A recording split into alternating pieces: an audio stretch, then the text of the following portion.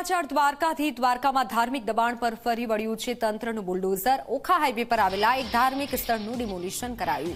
આગામી 3 દિવસ સુધી તંત્રની કામગીરી ચાલશે। સર્વે નંબર 32માં આશરે 232 ચોરસ મીટર જમીન ખુલ્લી કરાઈ છે। સમગ્ર કામગીરી દરમિયાન 93 લાખથી વધુની જમીન ખુલ્લી કરાવાઈ છે, દબાણ મુક્ત કરાવાઈ। પોલીસના ચુસ્ત બંદોબસ્ત સાથે દબાણ હટાવાયું છે। હજુ આ કામગીરી આગળ ચાલશે। अभी हम जहाँ पर खड़े, ये डिफेंस की ज़मीन है, जो नेवी का स्ट्रक्चर यहाँ से तकरीबन एक 50 मीटर की दूरी पे है। तो सिक्योरिटी सरकारी ज़मीन के ऊपर इलीगल तरीके से किया हुआ इंक्रोचमेंट, इन चीज़ों को ध्यान में रखते हुए ये जो डिमोलिशन है ये किया हुआ है। इस एरिया में तकरीबन जो एरिया खाली करवाया है वो 2500 स्क्वायर मीटर का है और तकरीबन उसकी वैल्यू जो है 2,27 लाख रुपए की है।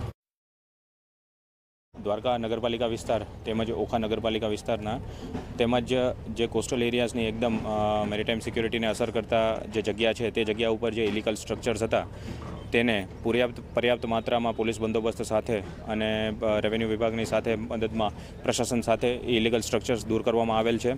તેમજ શાંતિપૂર્ણ રીતે હાલ અમારું કામ ચાલુ છે। ગુજરાતનો દરિયા કિનારો અતિ સંવેદનશીલ વિસ્તાર છે તે માનવામાં આવે છે, ત્યારે દ્વારકા સહિત જે 2 ધાર્મિક દબાણો દૂર કરવામાં આવ્યા હતા, ત્યારબાદ આજે મીઠાપુર નજીક જે આરંભડા વિસ્તાર છે કે જ્યાં 2 ધાર્મિક દબાણો જે દરિયા કિનારાથી 100 મીટરની નજીક છે તે કરવામાં આવ્યા હતા, તેને સરકારી તંત્ર દ્વારા છે તે હાલ તો ડિમોલેશનની કાર્યવાહી છે તે હાથ ધરવામાં આવી છે।